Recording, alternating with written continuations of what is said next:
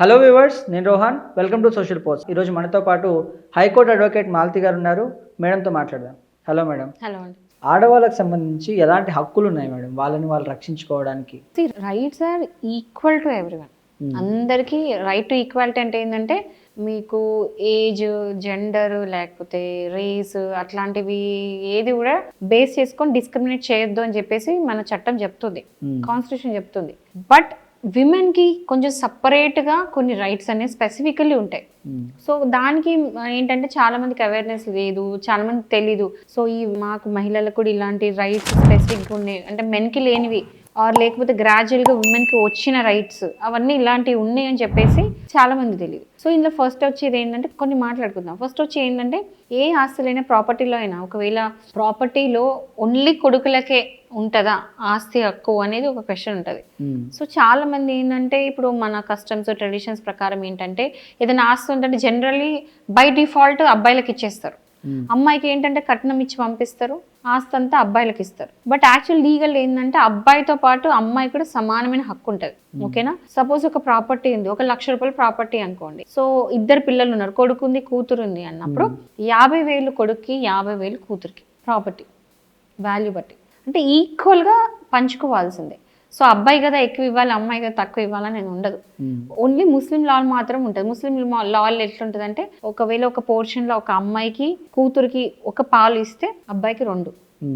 Christians కూడా అంతే, మళ్ళీ ఈక్వల్. సో జనరల్ ఏంటంటే విమెన్కి కొడుకులతో పాటు కూతుర్లకు కూడా సమానమైన హక్కు ఉంది. ఓకే, అండ్ దానికి ఏజ్ లిమిట్ లేదు. ఏ ఏజ్ చాలా మంది నాకు ఈ మధ్య డిఎం చేస్తూ ఉన్నారు ఏంటంటే మేడం నాకు ఇట్లా ఆస్తి రాలేదు మా అన్న దగ్గర నుంచి, తమ్ముని దగ్గర నుంచి, నాకు ఇప్పుడు 50 ఏళ్ళు ఉన్నాయి, 60 ఏళ్ళు ఉన్నాయి, ఇప్పుడు తీసుకోవచ్చా అని చెప్పేసి. తీసుకోవచ్చు. ఒకవేళ ఇప్పుడు మీకు ప్రాపర్టీ అనేది మీకు ఏం వేయాల అట్లా మీకు ఏం షేర్ ఇవ్వలేదు అంటే మీరు తీసుకోవచ్చు. సో మీకు ఈక్వల్ షేర్ ఉంటుంది. సో దానికి ఏం ఏజ్ లిమిట్ కూడా ఉండదు.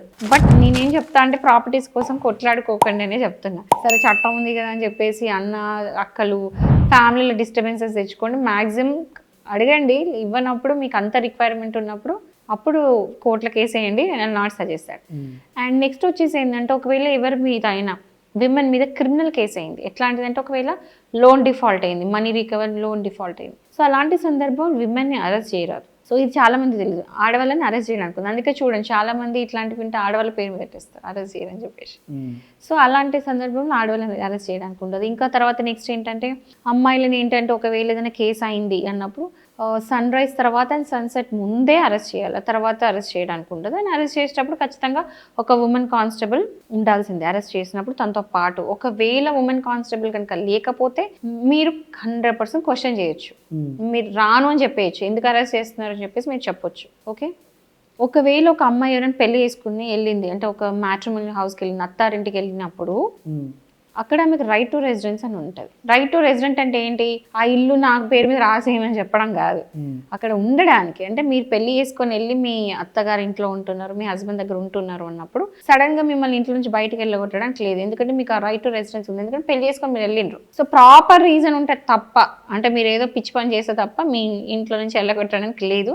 సో మీకు ఆ రైట్ టు రెసిడెన్స్ అనేది ఉంది. అండ్ నెక్స్ట్ వచ్చేసి maintenance right.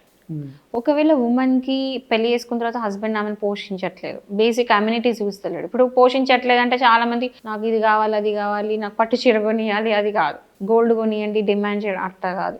Basic amenities, food, shelter, clothing, medical expenses, ఇలాంటి ఎక్స్పెన్సెస్ కనుక బేసిక్ అమ్యూనిటీస్ కూడా హస్బెండ్ అసలు ఇవ్వట్లేదు, లేకపోతే ఈమెను అబెండన్ చేసి ఎక్కడో బయట పోయి ఉంటున్నాడు, ఈమెను ఏం పట్టించుకుంటలేడు, వేరే ఇంట్లో ఎక్కడో ఉంటున్నాడు, లేకపోతే ఇంట్లో ఉండకుండా కూడా రూపాయి ఇవ్వట్లేదు ఆమెకి, కనీసం మినిమం డబ్బులు ఇవ్వట్లేదు, ఇప్పుడు మెయింటెనెన్స్ వేసుకోవచ్చు. అది కాకుండా హస్బెండ్ మీద కాకుండా ఈవెన్ ఒకవేళ పెద్దవారు అయిపోయిన తర్వాత హస్బెండ్ లేరు అండ్ యూనో పెద్ద అయిన తర్వాత ఆమెకి తను పోషించుకోలేని పరిస్థితులకు వచ్చినప్పుడు అప్పుడు కొడుకు మీద కూడా మెయింటెనెన్స్ వేయొచ్చు. ఓకే, హస్బెండ్ మీద కాదు, ఈవెన్ కొడుకు మీద కూడా మెయింటెనెన్స్ అనేది మదర్ వేయొచ్చు కొడుకు మీద. సో ఈ మెయింటెనెన్స్ రైట్స్ కూడా ఉంటాయి. అండ్ నెక్స్ట్ వచ్చేసి ఏంటంటే ఒకవేళ ఏ ఉమెన్కైనా సంబంధించిన ట్రెడిషన్స్, కస్టమ్స్ అంటే వాళ్ళ ట్రెడిషన్లో ఆమె వచ్చి కోర్టులో అపేర్ కావద్దు అని వాళ్ళ ట్రెడిషన్ కనుక చెప్తే, వాళ్ళ కష్టం కనుక చెప్తే, అంటే ఇప్పుడు కొంతమంది ఫ్యామిలీస్లో వాళ్ళ కష్టం ప్రకారం ఏంటంటే ఇట్లా గుంగటేసుకొని బయటకు వెళ్ళకుండా అసలు ఎటు వెళ్ళొద్దు, ఎక్కడ అపియర్ కావద్దు అనే ట్రెడిషన్ వాళ్ళ ఫ్యామిలీలో అట్లా నడుస్తుంది అంటే మాత్రం కోర్టుకి వెళ్ళి అపియర్ కావాలి అని మీరు కంపేర్ చేయలేరు. సో ఆ రైట్ కూడా ఉంటుంది, మీరు కూడా దాన్ని డినై చేయొచ్చు. లేదు మా ఫ్యామిలీ ట్రెడిషన్ ఇంతే, నేను ఆ కోర్టుకు రాలేను అని చెప్పేసి ఆమె డినై చేయొచ్చు. సో అట్లాంటి రైట్ కూడా ఉమెన్కి అనేది ఉంటుంది. బట్ చాలా మంది లేడీస్ ఏం చేస్తూ ఉంటారంటే ఇన్ని రైట్స్ మనకు ఉన్నాయి కదా అని చెప్పేసి వీటిని కొన్ని వెపన్స్గా మగవాళ్ళ మీద యూజ్ చేద్దామని, రైట్ హస్బెండ్స్ మీద కావచ్చు, పిల్లల మీద కూడా కొంతమంది ఓల్డ్ ఏజ్ హోమ్లో పడేస్తున్నారు చాలామంది. ఈ మధ్య కాలంలో ఎక్కువ అవుతుంది అది కావచ్చు. రకరకాలుగా అత్తమామల మీద కానీ ఇలా రకరకాలుగా ఆడవాళ్ళు ఏం చేస్తుంటారంటే మాకంటూ కొన్ని రక్షణలు ఉన్నాయి కదా, అది వాళ్ళని రక్షించుకునే దాన్ని పక్కన పెట్టి వేరే వాళ్ళ మీద దాన్ని వెపన్గా యూజ్ చేసే ఛాన్సెస్ కూడా ఉన్నాయి. కాబట్టి అలా యూజ్ చేయకుండా ఉంటే వీళ్ళు ఏమైపోయినాయి అంటే ఈ రైట్స్ అన్ని వీళ్ళు ప్రొటెక్షన్కి యూజ్ చేసుకోవట్లేదు, ఒక వెపన్ లాగా యూజ్ చేస్తున్నారు, ఒక అస్త్రంలా యూజ్ చేస్తున్నారు వాళ్ళ పనులు చేయించుకోవడానికి. సో ఇదేంటంటే నేను ఒక మాట అయితే చెప్తా, కొన్ని ఇయర్స్ బ్యాక్ ఏంటంటే ఒక 10 years 20 years బ్యాక్ ఎట్లుంటుండే అంటే నిజంగా విమెన్ సఫర్ అవుతుండే, అందులో మనం డినై చేయలేము, తప్పు కూడా కాదు. Like 20 years back 15-20 years back వెళ్తే విమెన్ వర్ రియలీ సఫరింగ్. అంటే నిజంగా కూడా అప్పట్లో మీరు చాలా వినుంటారు డౌరీ కేసెస్, డౌరీ డెత్స్ ఎన్ని అవుతుంది, ఇప్పటికీ ఉన్నాయి బట్ తగ్గాయి. అట్లీస్ట్ మన తెలుగు రాష్ట్రాల్లో చాలా తగ్గిపోయింది. ఇప్పుడు డౌరీ డెత్తుల కంటే అక్రమ సంబంధాలు పెట్టుకొని ఇవే ఎక్కువైపోయినాయి. సో అదే చెప్తున్నాను, రైట్స్ అనేది అప్పట్లో ఉన్నాయి కాబట్టి రైట్స్ అనేది యూజ్ అయింది. కానీ గ్రాడ్యువల్గా వస్తుంది ఏంటంటే ఇప్పుడు ఏ స్టేజ్కి వచ్చిందంటే ఇప్పుడు మెన్కి సపరేట్ రైట్స్ తీసుకొచ్చే స్టేజ్కి అయితే పక్కా వచ్చింది.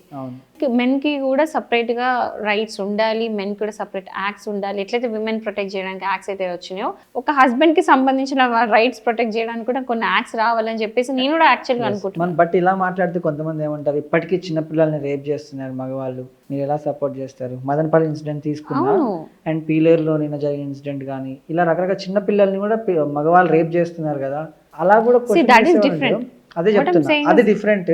That is completely different. ఇప్పుడు పాక్స్ యాక్ట్ వచ్చింది పిల్లల కోసం, పిల్లల రైట్స్ ఈ సెక్షువల్ అసాల్ట్స్ నుంచి వాళ్ళని ప్రొటెక్ట్ చేయడానికి పాక్స్ అనేది వచ్చింది, దానికి యాక్ట్ వచ్చింది. విమెన్ కి యాక్ట్ వచ్చింది, సీనియర్ సిటిజన్ కి యాక్ట్ వచ్చింది, అన్నిటికీ యాక్ట్ వచ్చింది.